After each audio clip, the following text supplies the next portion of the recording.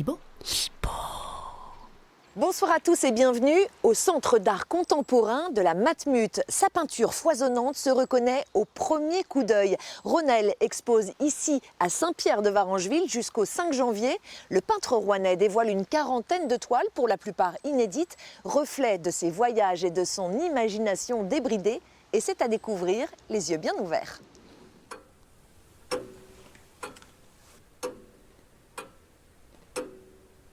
Être un peintre, c'est comme une mission qu'on s'est donnée ou peut-être qu'on a reçue.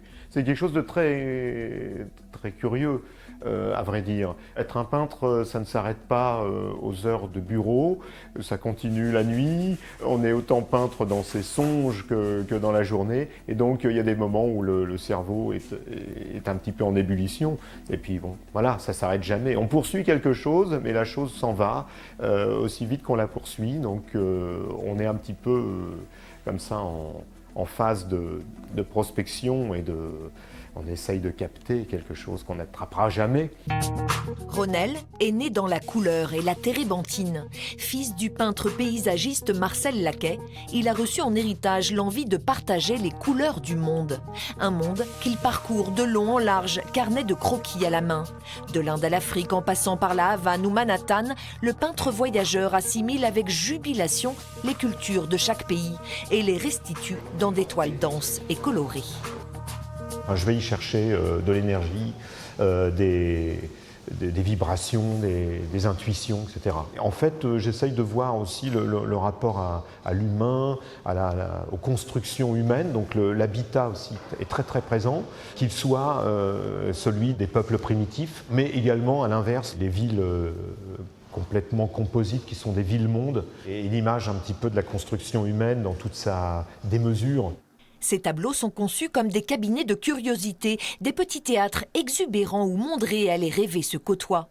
Le travail exposé à Saint-Pierre-de-Varengeville reflète les douces obsessions de l'artiste. Embarcations étranges, poissons volants, êtres hybrides, animaux réels ou imaginaires. Les animaux sont des personnages à part entière. Ils font partie de la fable aussi. Ils font le lien entre des éléments de la réalité que j'ai pu dessiner, saisir sur place, parfois à partir de mes croquis, mes nombreux croquis. Et voilà, ils rappellent cette dimension narrative, cette dimension fictive dans laquelle j'essaye d'entraîner ceux qui regardent mes toiles. Ronel transmet une certaine idée du monde, un monde où la différence devient une richesse. Oh, Libo. Les fans de hardcore ou de death metal ont déjà pris leur ticket. À Gisors, le Metal Festival est de retour pour une deuxième édition. 4 groupes se produiront demain soir dans la nouvelle salle polyvalente.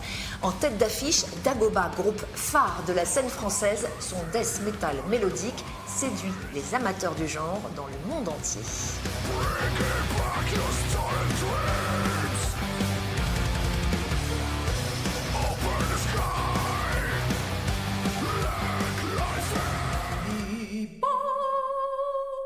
Partons à présent à Saint-Étienne-du-Rouvray où le Rive Gauche accueille l'une des compagnies de cirque les plus époustouflantes du moment, la compagnie Entre Nous. Ces acrobates partagent une passion pour le machinois sur lequel ils évoluent avec une facilité déconcertante. Démonstration à la rentrée le 5 novembre prochain.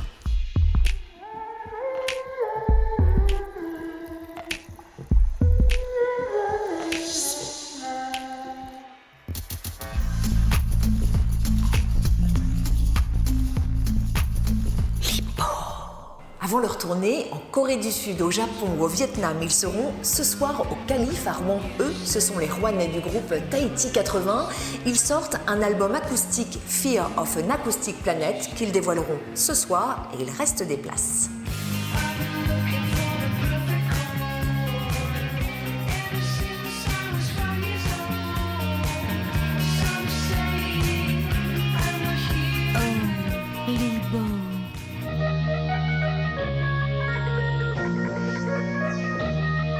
Des pantins colorés qui racontent des histoires aux petits et aux grands. C'est le retour du festival Marionnette & Co. 13 spectacles sont à découvrir jusqu'au 3 novembre. Ils font un petit tour à Goderville et puis s'en vont. On raconte que les marionnettes seraient nées en Grèce, dans l'Antiquité. Mais c'est en Asie, vers le XIe siècle, qu'auraient eu lieu les premières représentations codifiées. Cette marionnette vient d'Indonésie. C'est le prince Rama. Oh, j'ai à peu près une centaine d'années. Et qu'est-ce que je raconte?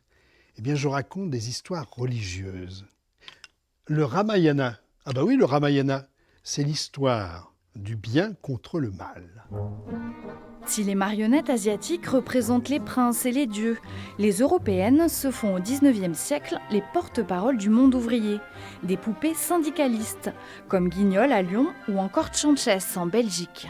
Il parlait de la condition ouvrière, il parlait des difficultés de remplir la marmite, il parlait des difficultés avec leurs propriétaires parce qu'ils avaient du mal à payer leur loyer. Mais la marionnette est loin d'être une figurine du passé. Elle est bien vivante.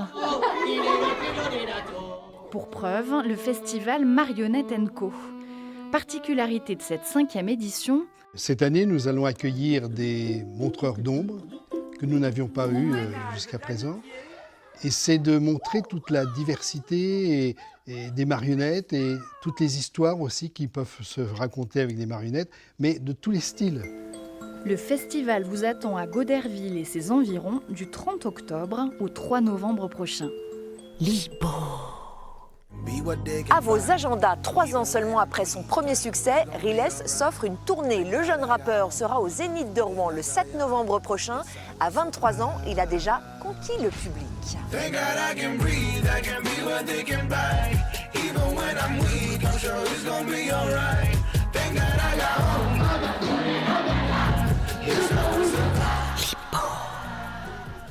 C'est tout pour aujourd'hui, passez un très bon week-end. On se retrouve à la rentrée, les yeux toujours bien ouverts.